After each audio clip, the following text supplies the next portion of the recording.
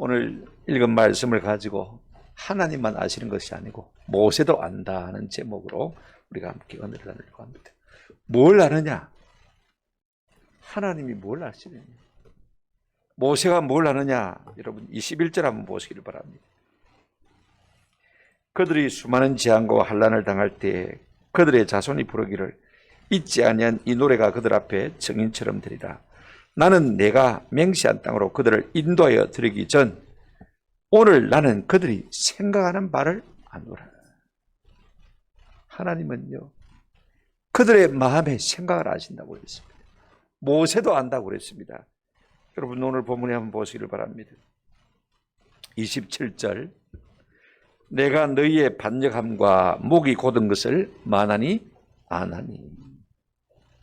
29절에 보면 또 안다고 했습니다. 내가 알거니와 내가 죽은 후에 너희가 스스로 부패하여 내가 너희에게 명령한 길을 떠나 여호와의 목전에서 악을 행하여 너희의 손으로 하는 일로 그를 경노하게 함으로 너희가 후일에 재앙을 당하리라.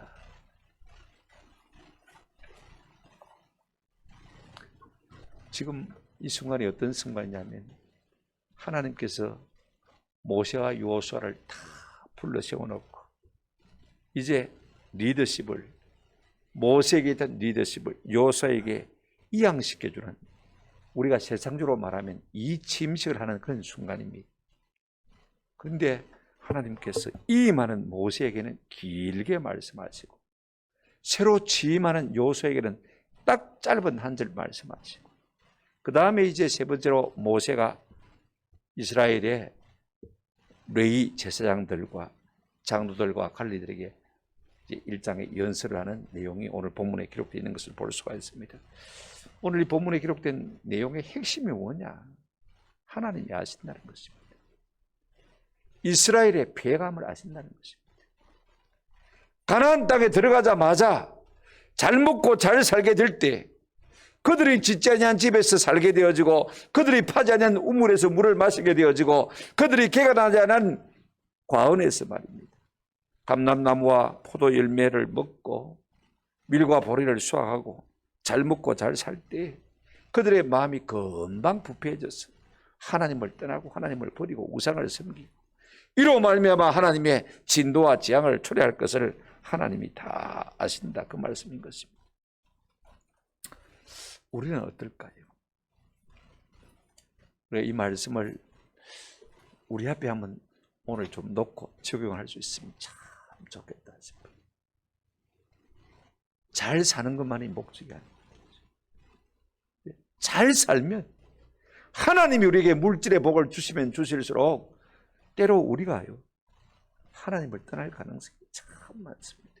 어쩌면요 우리 인간은 하나님 앞에 벌을 받아도 문제고 하나님 앞에 복을 받아도 문제가 되는 답이 없는 인생이 아닌가 하는 것을 생각하지 않을 수가 없는 것입니다.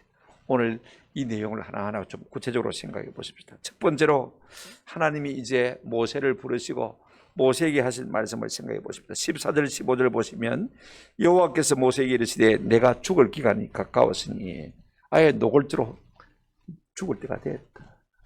인간적으로 생각하면 좀 섭섭하죠, 그죠? 여호수아를 불러서 함께 회막으로 나오라. 내가 그에게 명령을 내리리라. 모세와 여호수아가 나가서 회막에 서니 15절 여호와께서 구름 기둥 가운데서 장막에 나타나시고 구름 기둥은 장막 무늬에 머물러 있더라. 하나님은요 이제 모세가 죽을 것을 숨기지 아니하시는 것을 볼 수가 있습니다. 마치 하나님이 모세에게 뭐라고 말씀하시냐면 네 사명은 이스라엘 백성들을 애굽에서 끌어내어 이 가나안 땅 목전까지 인도하는 여기까지가 네 사명이다. 여기가 네 사명의 전부다라고 말씀하시는 것 같습니다. 그리고 여기서부터 이제 이스라엘 백성들을 갖다가 가나안 땅으로 인도하고 그 땅을 분배하게 하는 이 일은 여호수아의 사명이다. 이제 그러니까 네가 리더십을 갖다가 여호수아에게 이양시켜 주거라. 내가 너희 가운데 임할 것이고 내가 너희 가운데서 이 일에 정인이 될 것이다 라고 하나님께서 모세와 여호수아를 회막으로 부르신 것을 볼 수가 있습니다. 저는 이 본문을 읽으면서요 마치 군대의 이침식, 지휘관 이침식이라는 것을 느꼈어요. 한번 상상해 보시기를 바랍니다. 회막이라는 단상이 있습니다. 그죠? 이제 이 말은 모세가 오른쪽에 앉을 것이고 치마는 여호수아가 왼쪽에 앉을 것입니다. 자, 이제 단하에는 누가 있습니까? 백성들이 다 포진해 있습니다. 이 장면을 쳐다보고 있는 것입니다. 그리고 이제 임석상한이신 하나님께서 구름 기둥을 타시고, 그죠? 이 해막의 이 연단에 지금 임재하신 것을 우리가 볼 수가 있습니다. 이제 임석상한에 대한 경대가 끝이 나고 빵빠레가 울려 퍼진 다음에 이제 임석상한이신 하나님께서 이 침식을 주관하시기 위해서 말씀하시는데, 먼저 모세에게 말씀하시는 것을 볼 수가 있습니다. 16절 한번 보시기 바랍니다. 무슨 말씀하시느냐? 이제 이 침식을 지키는 이 자리 가운데서 임석상관으로 임재하신 하나님께서 모세에게 16절에 이르시되 너는 내 조상과 함께 누우려니와 이 백성은 그 땅으로 들어가 음란히 그 땅에 이방 신들을 따르며 일어날 것이요 나를 버리고 내가 그들과 맺은 언약을 어길 것이라. 여러분, 지금 이 자리가 이 침식 자리인데 이 연설이 어울립니까? 저는 아무리 생각해도요, 하나님이 번지수를 잘못 찾으신 것 같다. 모세 참 이 백성 데리고 40년 동안 광야를 인도하느라고 참 수고 많았다. 얼마나 고생이 많았노. 그래도 네 때문에 내 나라가, 하나님의 나라가 발전하고 성숙했다. 고맙다. 그동안 많이 수고했으니까 이제는 내 나라에 가서 쉬는 것이 참 좋겠다. 그죠? 이런 격려, 이런 치하, 이런 것이 참 어울리는데요, 뜻밖의 하나님께서 뭐라고 말씀하시냐면 네가 죽으면 이 백성들이 가나안 땅에 들어가자마자 나를 버리고 우상을 섬길 것이고 나와 맺은 언약을 다 어길 것이다 라고 말씀하고 있는 것을 볼 수가 있습니다. 여러분, 이 말을 뒤에서 듣고 있는 모세의 마음이 어떻겠습니까? 그러면 내가 이 백성을 잘못 교육시켰단 말이야. 내가 똥이가. 아마 자칫 잘못하면 모세도 이 말을 오해할 수 있을 것 같아요. 우리 하나님은요, 아직 이스라엘 백성들이 가나안 땅에 들어가지도 않았는데 이제 곧 들어갈 것입니다만은요, 마치 그 모든 일들을 다 훤히 아시는 것처럼 아시고 말씀하시는 것을 볼 수가 있습니다. 너는 죽을 것이고 이스라엘 백성들이 가나안 땅에 들어가게 되지만 나를 버리고 우상을 섬길 것이고 나와 맺은 언약을 어길 것이다. 훈시치고는 조금 분위기가 영 아닌 훈시를 하고 있는 것을 볼 수가 있습니다. 그러면 하나님 어떻게 하실 것이냐? 17, 18절에 보시길 바랍니다. 내가 그들에게 진노하여 그들을 버리며 내 얼굴을 숨기 그들에게 보이지 않게 할 것인지. 그들이 나를 버리고 우상을 섬기고 나와 맺은 언약을 깨뜨린다면 나도 당연히 뭐 할 것이다? 그들을 벌 줄 것이다. 뭘 줄 거라고 했습니까? 내 얼굴을 숨겨서 보이지 않게 하고 허다한 재앙과 환난이 그들에게 임할 그때. 하나님 아는 것이 뭐냐면요, 그들이 금방 하나님을 떠나서 언약을 어길 줄 알고 계십니다. 그래서 하나님께서 반드시 그에게 많은 허다한 재앙과 환난을 더할 것을 하나님도 알고 계십니다. 가만두시지 않겠죠, 그죠? 그 다음에 또 그렇게 할 때 하나님은 뭘 더 하셨냐면요, 오늘 본문에 보시기 바랍니다. 이 재앙이 우리에게 내리면 우리 하나님이 우리 가운데 계시지 아니한 까닭이 아니냐. 하나님 안 계신데. 여러분, 매를 맞으면요, 그죠? 하나님께로 돌아와야 되는데 매를 맞으면 맞을수록 이스라엘 백성들이 하나님 없다 하고는 오히려 하나님 앞에 어깃장을 부리는 그와 같은 일들이 일어날 것을 하나님 알고 계시는 것을 볼 수가 있습니다. 18절, 또 그들이 돌이켜 다른 신들을 따르는 모든 악행으로 말미암아 내가 그때 반드시 내 얼굴을 숨기리라. 요약하면 무슨 말이냐면요, 이제 모세가 죽고 난 다음에 이스라엘 백성들이 가나안 땅에 들어가자마자 하나님을 버리고 우상을 섬기고 그래서 언약을 깨뜨리고 이로 말미암아 내 하나님이 그저 많은 재앙과 환난을 그들에게 더할 것이고 그들이 매를 맞으면 맞을수록 하나님 안 계시대. 하나님 앞에 회개하고 돌아가야 되는데 하나님 안 계시다 하고 어깃장을 부릴 것을 하나님이 알고 계신 것을 볼 수가 있습니다. 그러면 하나님께서 어떻게 하신다고 했습니까? 내 얼굴을 숨길 것이다 그랬습니다. 이 말이 참 중요해요. 하나님께서 모세들 아론에게 제사장의 축도를 가르쳐 주셨습니다. 민수기 우리가 6장 24절부터 26절에 보시면 이런 축복을 하라고 가르쳐 주었어요. 여호와는 내게 복을 주시고 너를 지키시기를 원하며. 그 다음 말씀 한번 읽어보실까요? 25절 시작. 여호와는 그의 얼굴을 내게 비추사 은혜 베푸시기를 원하며. 26절 여호와는 그 얼굴을 내게로 향하여 드사 평강 주시기를 원하노라. 은혜와 평강을 주시기를 원하는데 여러분 표현이 참 신기합니다. 그의 얼굴을 내게 비추사. 밑에 26절에도 그 얼굴을 내게로 향하여 드사. 세번역 성경은요, 주님께서 당신들을 밝은 얼굴로 대하시고 밝은 얼굴로 대하시고. 여러분 한번 생각해 보십시오. 하나님, 사람 누가요 우리에게 어두운 얼굴로 대해도 마음이 어두워집니다. 그죠? 무슨 얼굴로 대하면요 그냥 겁이 납니다. 사람도 겁이 납니다. 하나님, 오늘 우리가 자기 백성들을 대할 때 밝은 얼굴로 대하며 그렇게 축도하라고 가르쳐 준 것을 볼 수가 있습니다. 여러분, 그런데 우리가 하나님 앞에 바로 살지 못하면요 하나님께서 그 밝은 얼굴을 마시겠다고요? 가리겠다. 아예 외면하겠다. 숨기시겠다. 지금 그렇게 말씀하고 있는 것을 볼 수가 있습니다. 우리가 하나님 앞에 불순종할 때 하나님은 두 가지를 숨기십니다. 이거 아셔야 돼요. 하나는요, 한번 더 합시다. 하나님의 얼굴. 하나님의 얼굴빛을, 밝은 얼굴을 우리에게 보여주지 않는다는 것입니다. 그러니 우리가 뭘 해도 잘 먹고 잘 살아도요 우리의 마음이 편치가 않습니다. 잘 사는데, 건강한데, 세상적으로는 이 잘 되는데 거기에 뭐가 없습니까? 기쁨이 없습니다. 왜? 하나님께서 밝은 얼굴을 우리를 대하지 않기 때문에 얼굴을 숨기시기 때문에. 또 하나 하나님께서 숨기시는 것이 있습니다. 한번 더 합시다. 하나님의 말씀. 아방 시대에 이 아방이 바알신을 끌어다가요 북이스라엘에 온 백성들이 바알신을 섬기도록 그렇게 우상 숭배로 이끌었습니다. 그때 하나님께서 기근을 내리시면서 누구를 숨겼냐면 엘리야를 갖다가 숨기신 것을 볼 수가 있습니다. 엘리야를 숨겼다는 것은 뭘 말하냐면 말씀을 숨긴 것입니다. 그러니까 거짓 선자가 난무하게 되고 참 하나님의 말씀을 이스라엘 백성들이 듣지 못하게 되신 것입니다. 우리가 하나님의 말씀을 자꾸 어기면요 하나님은 두 가지를 숨기십니다. 하나는 뭐요? 하나님의 얼굴, 밝은 얼굴로 우리를 대하지 않는다는 것입니다. 또 하나는 뭘 숨기신다고요? 하나님의 사람을 숨긴다는 말은 하나님의 말씀을 숨긴다는 것입니다. 우리가 성경을 읽어도 설교를 들어도요 마음에 와서 부딪히지를 않아요. 내게 주시는 말씀이구나 이런 감동이 없어요. 말씀에 대한 몰입이 없어요. 그냥 근성으로 느껴지는 것입니다. 우리가 그럴 때 조심해야 돼요. 내 마음속에 하나님 아닌 다른 것이 있는가? 하나님보다 더 사랑하는 것이 있는가를 한번 점검해 봐요.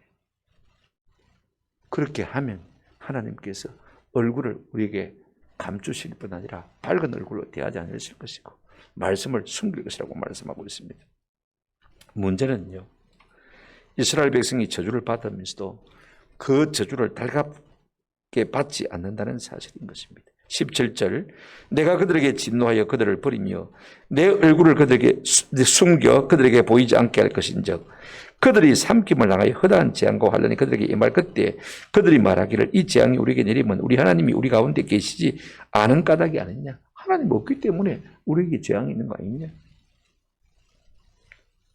불을 받을 때 하나님 앞에 돌아오는 것이 마땅한데 도리어 더 우상을 찾는 것을 볼 수가 있습니다.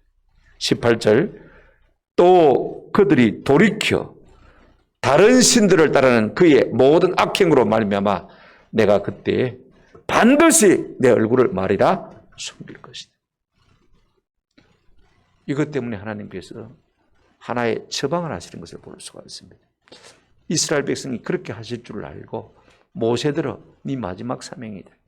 자, 오늘 본문 보시길 바랍니다. 이와 같은 정세를 처방하시기 위해서 완화시키시기 위해서 처방약 하나를 지어주신 것을 볼 수가 있습니다. 그게 뭐냐면 노래라는 처방약입니다. 19절 한번 보시기를 바랍니다. 그러므로 이제 너희는 이 노래를 써서 이스라엘 자손들에게 가르쳐 그들의 입으로 부르게 하여 이 노래로 나를 위하여 이스라엘 자손들에게 뭐가 되게 하라? 증거가 되게 하라. 하나님께서 이 백성들의 완화감 마음을 좀 완화시키기 위해서 속도를 늦추기 위해서 말입니다. 타락으로 치달는 그 마음을 조금 병시가 심각해지는 것을 조금 늦추도록 하기 위해서 이 모든 말씀으로 뭘 지어요? 노래를 지어. 이스라엘 백성들로 하여금 뭐하게 하라? 부르게 하라 그랬습니다.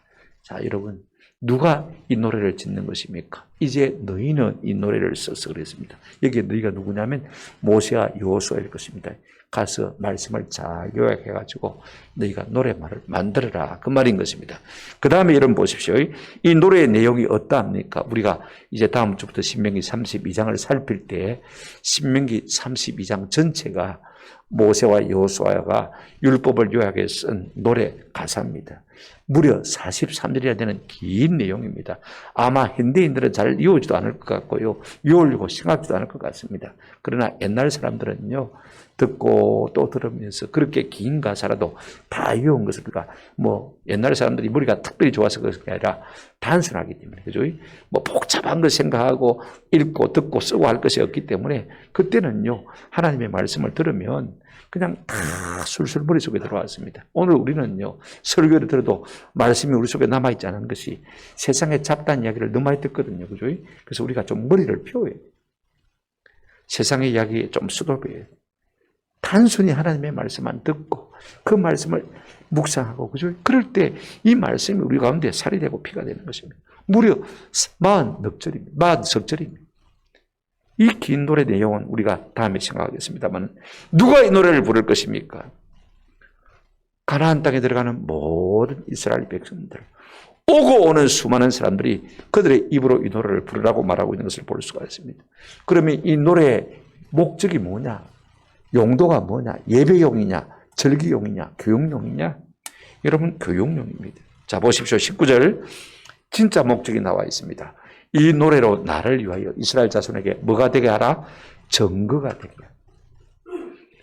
율법을 가지고 가사를 만들어서 노래를 부르게 하고, 그 다음에 그들이 나중에 말씀대로 살지 않아서 내가 벌을 할 때 우리 모르는데요, 오리발 내밀면 하나님 뭐라고 하십니까? 노래 그거 너 불렀나? 노래말 생각해봐라. 가사 생각해봐라. 빈말이가 노래를 증인으로 증거로 삼겠다. 그래서 이 노래를 지어 부르라고 한 것을 볼 수가 있습니다. 우리 하나님은요, 이스라엘 백성들이 가나안 땅에 들어가서 잘 먹고 잘 살 때에 이미 타락할 것을 먼저 아신 것을 볼 수가 있습니다. 이사야 66장 18절에 보면 이런 말씀이 있습니다. 내가 그들의, 한번 따라합시다, 행위와 사상을 아노라. 하나님은요, 우리 행위도 아시고 우리 사상도 아시는 분인 것입니다. 이 연약함을 하나님께서 이기도록 하게 하시기 위해서 모세로 하여금 노래말을 써가지고 이 노래를 이스라엘 백성들에게 가르쳐라. 이 노래를 부르는 동안에는 그들을 향한 나의 뜻을 알고 그들이 그래도 속히 내게서 떠나는 것을 갖다가 조금 멈추지 않겠느냐. 저는 이 말의 의미가 참 심장하다고 생각합니다. 어릴 때 노래를 배우는 게 참 좋네요. 우리 손녀가 4살인데요. 노래를 잘 불러요. 가만히 들어보니까 찬송가는 하나도 안 불러요. 그래서 제가 며느리 보고 퉁을 주었습니다. 야야, 찬송도 많이 부르시면 좋겠다. 그래가지고 얼마나 훈련을 시켰는지 찬송을 2곡을 갖다가 아주 멋지게 잘 부려요. 내한테 전화 오면 그 찬송 부른다고. 제가 설교 준비를 하다가 어제, 저도 여러분 따르릉 비켜나세요 이런 거 어릴 때 다 배운 노래니까, 그죠? 다 잘 알고 있지 않습니까? 그러나 잘 모르는 노래 가운데 제가 어릴 때 봤던 게 나도 모르게 안 잊어버려요. 제가 아무리 이 원본이 어디서 나왔는지 찾아보려고 해도 몇 번 시도를 했는데 못 찾았습니다. 옛날에 제가 어릴 때 사천에 공군 군목으로 있던 장영출 목사님이라는 분이 노래를 몇 번 가르쳐 주었어요. 한 3번, 4번 들었는가 싶은데 제 머릿속에서 잊혀지지 않아요. 산마루 높은 곳, 구름이 쉬는 곳, 옹달샘 먹고 자란 오두막에선 반딧불 꺼졌다고 울다 자는 아이, 잠이야 깰새라 혼잎을 덮어주네. 구름을 먹어서 단잠은 깊어라. 희한하게 제가 다른 가사는 잘 못 외우는데 이건 항상 흥얼거려져요. 그리고 어제 설교 준비를 하다 말고 장영출 목사님을 찾아봐야 되겠다. 인터넷에 검색하니까 설교 방송이 막 떠오르더라고. 근데 아무리 해봐도 이분이 한국에 계신지 미국에 계신지 살았는지 죽었는지 잘 모르겠더라고. 침례교회 목사님이니까 미국에 있는 침례교회 목사님한테 메신저를 보냈어요. 야, 장영출 목사님 연락 잘 알면 좀 알려줘. 그랬더니 나하고 관계를 안 해서 잘 모르는데 금방 알아줄게 이러더라고. 금방 답이 왔어요. 문자로 딱 찍어 사진으로 찍어 보냈더라. 그래서 전화를 했더니 통화가 됐어요. 연세가 한 80 정도 넉넉히 되셨을 거예요. 그래 제가 제 소개를 하고 인사를 드리고 제가 이 노래를 불러드렸더니 아이고 목사님 나도 그 노래 알긴 알아요. 그래서 제가 목사님 이거 내가 1절 가사를 모르거든요.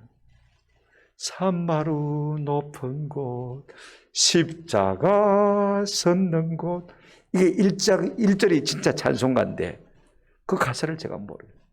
목사님 아세요? 좀 불러주세요 했더니 정 목사 나도 우리 군종병한테서 배웠어. 근데 지금 잘 모르겠어. 흐느끼지는데 흥얼거리는 지는데 모르겠다더라고. 아, 그때 한 30대 돼서 배웠으니까 모르겠죠. 그죠? 그럼 저는 어릴 때 배웠으니까 기억이 나는 거예요. 제가 왜 이야기를 하냐면요. 여러분, 어릴 때 배운 찬송은 안 까먹습니다. 그죠? 그래서 여러분들이 우리 어린 자녀들에게 찬송을 많이 부르게 하시는 것이 믿음을 잃지 않도록 하는 길 가운데 참 좋은 방편이 될 수 있겠다. 이게 참 제가 참고가 되었어요. 우리 아이들에게도 좀 더 찬송을 많이 가르쳐야 되겠다 하는 생각을 하게 되었습니다. 하나님께서는 그렇게 해서라도 노랫말을 갖다가 만들어서 이스라엘 백성으로 하여금 노래를 부르게 함으로 말미암아서 그 노래 가사를 스스로 생각하게 함으로 타락의 길을 급속하게 갈 수밖에 없음에도 불구하고 그 속도를 좀 늦추도록 처방하신 것을 우리가 볼 수가 있습니다.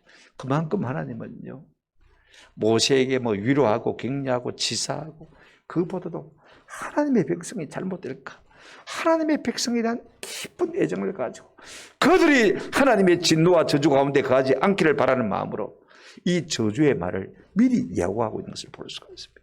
저주받으라는 말이 아닙니다. 오해하지 마시길 바랍니다. 그 행간 속에 있는 하나님의 의도가 뭐냐? 제발 좀 내가 너희 죄성을 안다. 그러나 우리의 연약함을 깨닫고 너희의 연약함을 깨닫고 제발 나와 맺은 언약을 지켜다오. 그래서 내 저주를 받지 말아다오. 이것이 우리를 향한 하나님의 간절한 기대인 줄로 믿습니다. 그리고 23절에 22절에 보면 모세가 그날 이 노래를 써서 이스라엘 자손들에게 가르치고 부르게 했다는 말씀이 있는 것을 볼 수가 있습니다. 두 번째로 우리가 생각할 것은요, 이제 하나님이 여호수아에게 하신 말씀입니다. 놀라운 것은요, 이제 취임하지 않습니까? 그죠? 모세는 떠나가지만은 새로 이제 지휘관으로 이제 여호수아가 등장하게 되는데 그 여호수아에게 임석상관 대신 하나님께서 하신 말씀이 의외로 너무 짧다는 것입니다. 이 많은 모세에게는 길게 말씀해 놓고, 그죠? 취임하는 여호수아에게는 참 많이 당부할 것 같고, 그죠? 많이 부탁할 것 같고, 그죠? 많은 말을 하실 것 같은데 너무 짧게 말씀하시는 것입니다. 23절 한번 보시길 바랍니다. 23절 여호와께서 또 눈의 아들 여호수아에게 명령하여 이르시되 너는 이스라엘 자손들을 인도하여 내가 그들에게 맹세한 땅으로 들어가게 하리니 강하고 담대하라. 내가 너와 함께하리라 하시니라. 너무 짧아요. 너무 간단해. 우리 같으면요, 이제 네가 시작하니까 내가 이런 것을 당부하고 싶다. 그죠? 얼마나 상관으로서 할 말이 많겠습니까? 하나님이 실제 지휘관이시니까 말입니다. 그죠? 딱 두 가지입니다. 네 사명이 뭔지를 알아라. 그 다음에 네 태도를 이렇게 골라 먹어라. 두 가지를 말하고 있는 것을 볼 수가 있습니다. 첫째, 여러분 보십시오.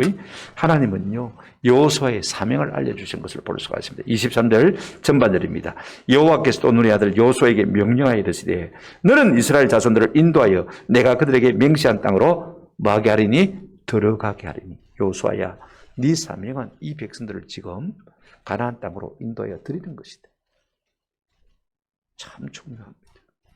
우리 하나님이 아브라함과 이삭과 야곱에게 세 가지를 약속하셨습니다. 첫째가 뭐냐면 내가 너로 큰 민족을 이루게 하겠다. 그 다음에 두 번째, 너와 내 후손들에게 무슨 땅을?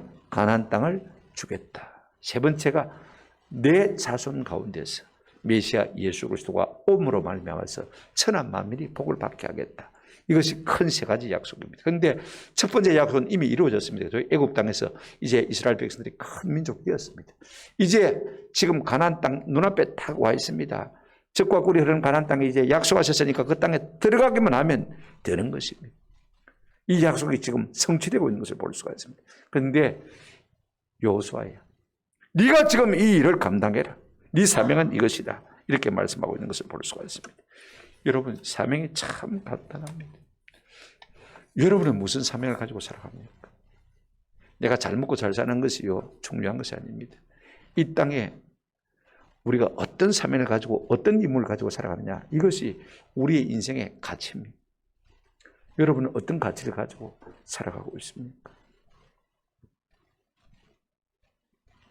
제가 좋아하는 피터 드러그 교수는요, 나의 사명은, 한번 따라합시다, 다른 사람을 성공시켜주는 것이다. 나의 사명은 다른 사람을 성공시켜주는 것이다. 다른 사람이 잘 되게 해주는 것이 내 사명이다. 참 짧지만은요, 놀랍지 않습니까? 어떻게 하면 내가 다른 사람을 성공하게 할까? 이것이 내 사명이라는 것입니다. 한 줄로도 우리가 얼마든지 우리의 사명을 기록할 수가 있습니다. 나의 사명은 사람들로 하여금 생명에 이르게 함으로 말미암아 하나님을 경외하는 것이다. 저는 한 페이지 정도 되는 제 사명서 논문을 갖다가 늘 수첩에 써서 붙이고 다닙니다만은요, 조금 줄어왔습니다. 내 사명은 사람들을 생명에 이르게 함으로 말미암아 하나님을 두려워하는 것이다. 하나님을 경외하는 것이다. 잠언 19장 23절 말씀입니다. 여러분, 사람의 위대성은요, 그 사람의 사명이 무엇인가가 중요합니다. 잘 먹고 잘 사는 것이 여러분 중요한 것이 아닙니다. 우리가 아들, 딸 어떻게 잘 길러서 성공시키고 출세시키고 시집장가 잘 보내고, 이것이 우리의 사명이 아닙니다. 하나님 앞에서 우리 각자에게 주신 사명이 있을 것입니다. 여호수아의 사명이 뭐냐? 지금 내가 약속한 그 땅으로 이스라엘 백성들을 인도하여 말아 드리라는 것이 사명인 것입니다. 그러면 그와 같은 사명을 감당할 때 네가 취해야 될 태도가 뭐냐? 오늘 본문 보시길 바랍니다. 23절 하반절에 보시면 강하고 담대하라. 내가 너와 함께하리라. 누구나가요, 한 번도 해보지 않은 일을 맡게 되어지고 한 번도 가보지 않은 길을 가게 되어지면요, 다 두리고 들립니다. 걱정이 됩니다. 내가 할 수 있겠는데, 어떻게 하겠는데, 걱정이 안 될 수가 없습니다. 그럼에도 불구하고 하나님은 네 사명을 위해서 네가 취해야 될 태도가 뭐냐? 강하고 담대하라. 아니, 두려운데 어떻게 강하고 담대합니까? 걱정이 되는데 어떻게 다 강하고 담대합니까? 하나님은 강하고 담대할 이유를 말씀해 주십니다. 한번 더 합시다. 내가 너와 함께함이니라. 네가 보이는데 내가 있을 것이고 내 말이 들리는데 네가 너와 함께 있을 것이니까 가까이 있을 테니까 걱정하지 말아라. 내가 지시할 것이고 내게 네가 말할 것이다. 보고 느낄 수 있도록 내가 함께하겠다. 약속하고 있는 것을 볼 수가 있습니다. 하나님의 말씀은 일관성이 있습니다. 우리가 여호수아 1장 보면 모세가 죽고 난 다음에 하나님께서 모세에게 모세가 죽고 난 다음에 여호수아에게 다시 말씀하시는 것을 볼 수가 있습니다. 여러분 1장 5절 6절 보시면 강하고 담대하라. 7절 오직 강하고 극히 담대하여, 그 다음에 9절 강하고 담대하여 두려워하지 말고 놀라지 말라. 3번이나 하나님께서 모세가 죽고 난 다음에 여호수아에게 강하고 담대하라, 강하고 담대하라, 강하고 담대하라. 내가 너와 함께한다. 내가 네 편이 아니냐? 하나님께서 우리에게 주신 사명을 감당할 때 하나님이 나와 함께 하실 줄로 믿고 강하고 담대한 저와 여러분 되시기를 주님의 이름으로 축원합니다. 하나님이 맡기시면요, 감당할 힘도 주시고 능력도 주시고 지혜도 주시고, 그 하나님이 우리와 마십니까? 함께 계시니까 쫄지 말라는 것입니다. 두려워하지 말라는 것입니다. 아무리 세상이 악할지라도요, 여러분 쫄지 마세요. 짐승의 세상이, 요한계시록 우리가 새벽마다 묵상하고 있습니다만은요, 얼마나 성도를 박해할 것입니까? 그러나 여러분, 그 위에 누가 계십니까? 하나님이 계신 것입니다. 쫄지 말라는 것입니다. 내가 너와 함께 합니다. 아멘.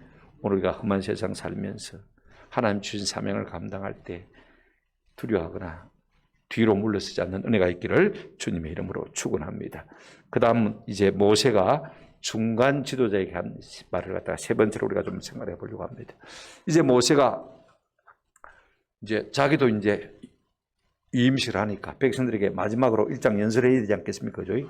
여러분 덕분에 내가 이제 내 임기를 잘 마치고 내 지휘관의 임무를 잘 마치고 위임하게 되었다고, 여러분들에게 축복이 있기를 바란다고, 뭐 이런 말을 하는 것이 상식 아니겠습니까? 그죠? 그런데 모세는요, 또 다른 말을 하는 것을 볼 수가 있습니다.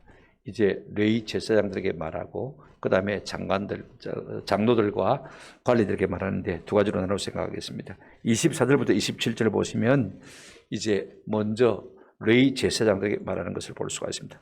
제가 읽어드리겠습니다. 모세가 이 율법의 말씀을 다 책에 써서 마친 후에 25절, 모세가 여호와의 언약궤를 메는 레위 사람들에게 명령하여 이르되, 이 율법책을 가져다가 너희 하나님 여호와의 언약궤 곁에 두어 너희에게 뭐가 되게 하라? 증거가 되게 하라. 모세는 율법책을 양피지에 부지런히 써왔습니다. 그죠? 우리 9절에서도 이미 그 율법책을 갖다가 이스라엘의 장로들에게 나눠준 것을 우리가 잘 알고 있습니다. 특별히 쓴 이 율법책을 너희는 언약궤 곁에 보관하라고 했습니다. 언약궤는 어디에 있습니까? 지성소에 있습니다. 그죠? 그 다음에 안에는 뭐가 있습니까? 십계명 두 돌판, 그 다음에 아론의 쌍난 지팡이, 그 다음에 만나 항아리가 있습니다만은 그 언약궤 안에다가 두지 말고 곁에다 두어라. 이 말은 무슨 말이냐면요, 이 말씀을 거룩히 보존하라는 것입니다. 그런데 안에 두지 말라는 말은 무슨 말이냐? 수시로 꺼내서 읽어야 되니까 무드만 두지 말고, 그죠? 그 말씀을 수시로 꺼내서 유용성 있게 활용을 해야 되니까 말입니다. 왜 레위 사람들에게 이 언약궤를 맡겼느냐? 여러분 우리가 신명기 33장을 보시면요, 이런 말씀이 나옵니다. 신명기 33장 10절, 예, 한번 같이 읽어보실까요? 시작. 주의 법도를 야곱에게, 주의 율법을 이스라엘에게 가르치며 주 앞에 분향하고 온전한 제사를 주의 제단 위에 드리리로다. 레위 지파를 축복하면서 모세가요, 마지막으로 이제 지파별로 축복한 내용인데 그 중에 레위 지파에게 한 말입니다. 주의 법도를 야곱에게, 주의 율례를 이스라엘에게 마하며 가르치며. 이 제사장의 직무 가운데 제일 중요한 것, 말씀을 많은 거요, 가르치는 것. 그 다음에 많은 거요, 분향하는 것은 기도하는 것입니다. 백성을 위해서 기도하는 것. 제사장이 많이 기도해요. 교회 전임 사역자들이 기도를 많이 해요. 자기 백성들을 위해서. 그걸 제가 근래에 와서 깨달았어요. 그 다음에 온전한 번제를 뭐하고요? 제단 예배를 인도하는 것이죠. 그죠? 여러분 상식적으로 이해가 안 되지 않습니까? 그죠? 첫째 뭐 해야 됩니까? 하나님의 말씀을 잘 가르쳐야 돼요. 그 다음에 기도를 많이 해줘야 돼요. 그 다음에 예배 인도를 잘해야 돼요. 어떤 사람은 뭐 예배 시간에 골프장 가 있고 그러면 안 되는 것이죠. 그죠? 이걸 잘해야 돼요. 이게 사명입니다. 그러니까 어떻게 됩니까? 이 율법책을 갖다가 언약궤 밖에 놓고 수시로 들여다보고 연구하고 묵상하고, 그죠? 그래서 이스라엘 백성이 뭐 해야 됩니까? 가르쳐야 되는 것입니다. 지금 이 말을 하고 있는 것을 볼 수가 있습니다. 그 다음에 여러분 중요한 것은요, 그러면서 하나님께서 모세가 뭐라고 말씀하냐면 27절에 이런 말을 하고 있습니다. 내가 너희의 반역함과 목이 곧은 것을 아나니, 안다고 했습니다. 모세도요, 너희가 어떻게 타락할 것을 안다고 말하고 있는 것을 볼 수가 있습니다. 물론 이제 모세가 아는 것은 경험적으로 아는 것입니다. 모세가 이제 백성의 장로들과 관리들에게 한 두 번째 말을 보십시오. 28절 29절 보시길 바랍니다. 너희 지파 모든 장로와 관리들을 내 앞에 모으라. 내가 이 말씀을 그들의 귀에 들려주고 그들에게 하늘과 땅을 증거로 삼으리라. 내가 알거니와 내가 죽은 후에 너희가 스스로 부패하여 내가 너희에게 명령한 길을 떠나 여호와의 목전에 악을 행하여 너희 손으로 하는 일로 그를 경노하게 함으로 너희가 후일에 뭘 당하리라? 재앙을 당하리라. 내가 알거니와. 지금 장로들을 앞에 불러놓고 이스라엘 백성들이 후일에 금방 하나님을 떠나서 하나님의 진노를 사서 재앙을 받을 것을 내가 안다라고 말하고 있는 것을 볼 수가 있습니다. 참으로 내가 안다고 했습니다. 우리말 번역에는 참으로란 말이 빠져 있습니다만 참으로 내가 안다. 왜 하는 것입니까? 모세는 40년 동안요 이스라엘 백성들을 광야에서 같이 인도하면서 그들을 경험했습니다. 그들의 패역함을 모세는 너무 잘 알고 있습니다. 하나님이 하는 것과는 차이가 있습니다. 하나님은요 선음적으로 하십니다. 경험해보지 않아도 인생을 지으신 분이기 때문에 인생의 부패와 타락함을 하나님은 잘 아시는 분입니다.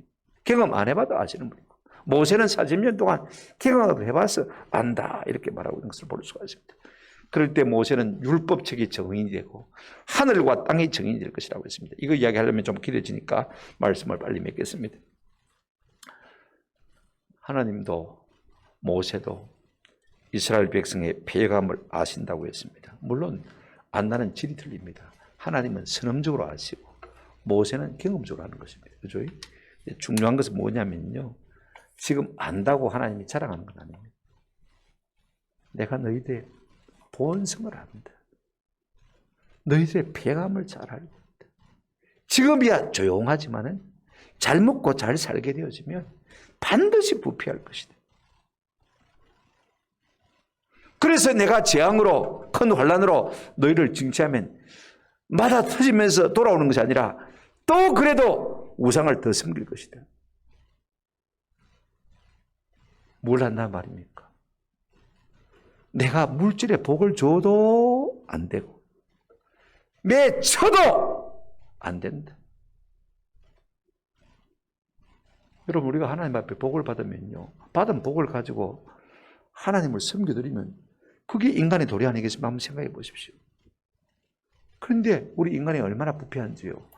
물질로 복을 줘도 부패하고 하나님이 진노와 재앙으로 그들을 쳐도 뭐합니까? 돌아오는 것이 아니고 도리어 의깃장을 부리고 억장을 갖다가 무너지게 하겠다 그 말씀인 것입니다. 하나님 그것까지 알고 계십니다. 이 말 속에 우리가 뭘 느낄 수가 있습니까? 그럼 인간은 가능성이 없는 존재인가? 인간의 문제에 대해서 하나님도 답이 없으신가? 그런 생각이 들지 않습니까? 한번 생각해 보십시오. 보십시오. 복을 줘도 안 되고 때리 패도 안 되고 얼라도 안 되고 그럼 어떡하란 말입니까? 한번 생각해 보십시오. 그럼 답이 없는 것입니까? 백약이 모여입니까? 하나님은요 답을 알고 계십니다. 이게 참 내 아들 예수 그리스도를 너희를 위해서 땅에 보내지 않는 한 답이 있다 없다? 없다는 것을 하나님 알고 계십니다. 그가 너희의 죄를 대속하기 위해서 십자가에 죽지 않는 한 인생에 살 길이 없다는 것을 우리 하나님 알고 계십니다. 그래서 예레미야와 에스겔에서 시간이 걸리기 때문에 다 일일이 읽고 할 수가 없습니다. 내가 너희와 새 언약을 맺겠다. 너희 마음 가운데 굳은 마음을 제하고 부드러운 마음을 주고 성령으로 너희 심령을 새롭게 해서 하나님을 아는 마음을 내게 주겠다. 심장을 이식해 주겠다는 것입니다. 예수를 통해서 성령을 부어주심으로 말미암아 새 영을 너에게 부어주시고 이로 말미암아서 때리도 안 되고 복을 주도 안 되는 너희를 갖다가 내 백성으로 바로 만들어 나가겠다. 하나님은요 이미 인생의 문제에 대한 답을 하고 계십니다. 우리가 물질적인 복을 받으면 잘 될 것 같습니까? 아닙니다. 쥐 터지면 바르게 살 것 같습니까? 그래도 안 됩니다. 어떻게 보면 인간적으로 생각하면 답이 없는 존재가 우리 인생입니다. 하나님 앞에서 볼 때 말입니다. 해답은 하나님 자신에게만 있습니다. 자기 자신을 자기의 아들을 우리 위해 십자가에 내어주심으로 말미암아 그 보혈로서 우리를 새롭게 하시고 예수 십자가 보혈을 믿는 자마다 성령을 부어주셔서 새 마음을 주시고 부드러운 영을 주셨어. 2장 7절의 창세기 하나님께서 하나님의 영으로 우리 인생을 창조했지 않습니까? 그죠? 그런데 인간이 타락함으로 말미암아 하나님이 그 영을 거두고 가셨습니다. 그런데 신약 시대에 하나님께서 예수 십자가 보혈의 공로로 말미암아서 새 영을 너에게 부어 주시겠다. 하나님의 성령이 우리 가운데 거하시지 않는 한 우리는 소망이 없는 존재인 것을 하나님은 아시는 것입니다. 이 정도로 하나님은 다 알고 계십니다. 그만큼 하나님은 아시는 하나님이시라는 것입니다. 그 아시는 하나님 앞에 우리가 얼마나 날뛰겠습니까? 겸손하게 오 주님 우리를 불쌍히 여겨주십시오. 하나님의 성령을 우리 가운데 부어주십시오. 예수 십자가 보혈의 공로를 믿는 믿음을 우리 가운데 더해 주십시오. 이것만이 우리의 소망입니다. 그렇게 부르짖고 간구하고 성령을 사모하는 저와 여러분 되시기를 주님의 이름으로 축원합니다. 아멘.